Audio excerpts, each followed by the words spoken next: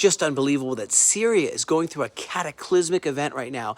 Aleppo has fallen. The rebels are advancing. What's going on in France? Look over to France. 2 votes of no confidence. The entire French government can't come together. What's going on in South Korea? Martial law, was that canceled? Troops moving.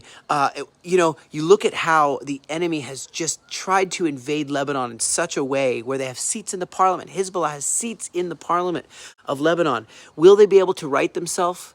We're dealing with threats in Gaza. Let me tell you what, these are intense times. These are times where you have to be strong. We hear that this talk of the PLO, the Palestinian Liberation Organization, supervising Gaza in the future. I mean, Rafah crossing, where all the smuggling of weapons happened, all the rearmament, child soldiers, this whole mafia, robbing their own people, digging tunnels, taking billions of dollars. And do we trust the PLO to really be the bastions of, do we trust the UN?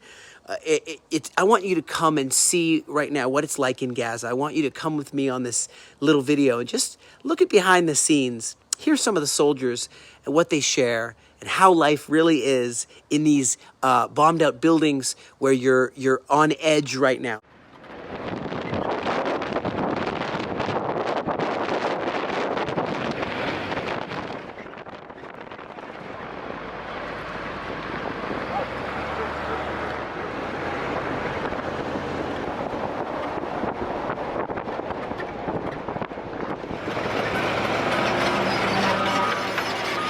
So day to day, you try to have a general sense of order like you do at home, getting up in the morning, brushing your teeth.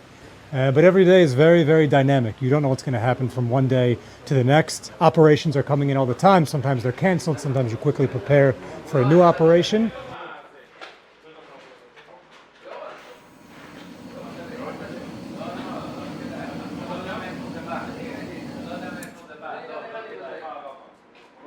The tour of the best bathroom in Gaza. Follow me.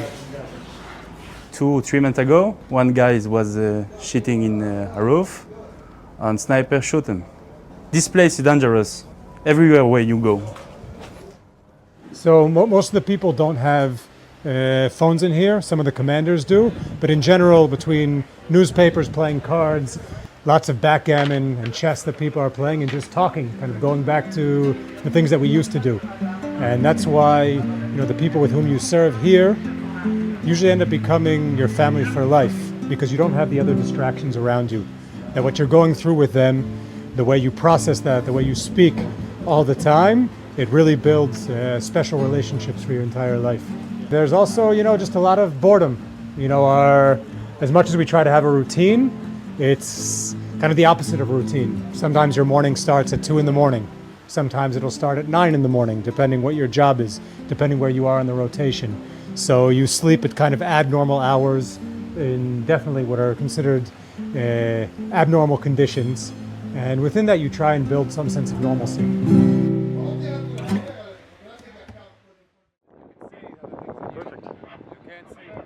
Ready? Let's go in. Go in.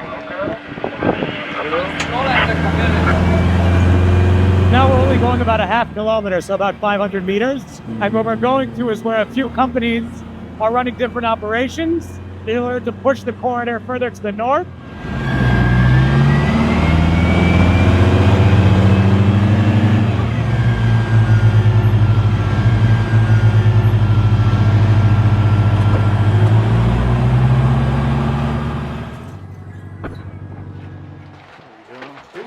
Company. Right, man.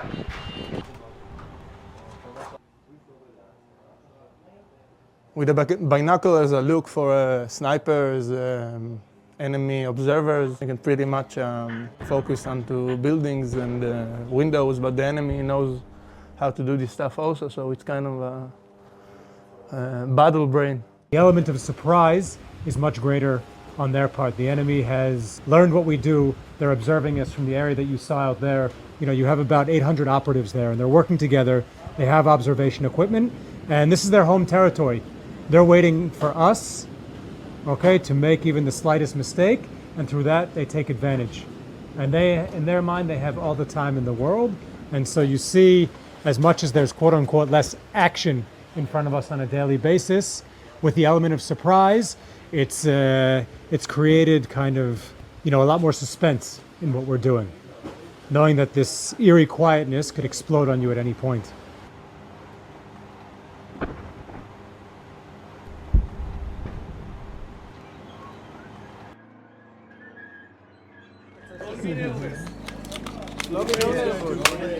I have a PhD from the Hebrew University in International Relations, from Paris, France.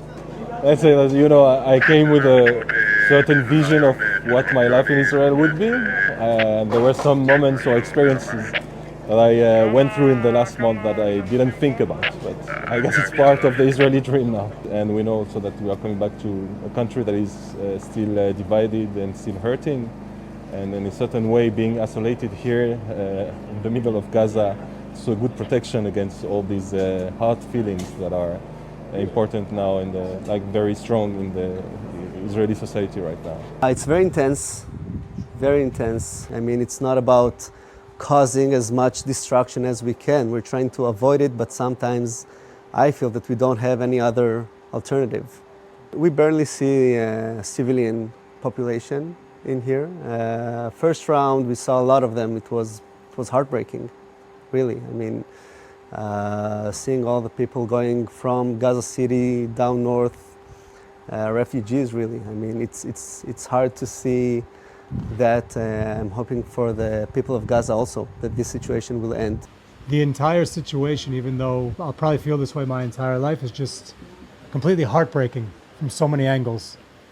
I mean, just the whole 11 months are a lifetime of tragedies.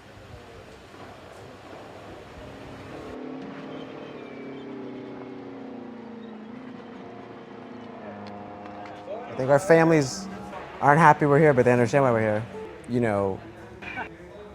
You can't shed much of a positive light on a war. This is Israel defending itself and Hamas abiding by the ideology. You fight for your home. You see your home. In the night, you see the light of Israel. And you remember why you're here. Friends, Joshua chapter 1 verse 9 says, "Have I not commanded you, be strong, be courageous, do not be afraid, don't be discouraged, for the Lord your God is with you wherever you go." Be strong. And, weak men make hard times. Strong men bring good times. But all who trust in the Lord with his strength will see full and complete victory.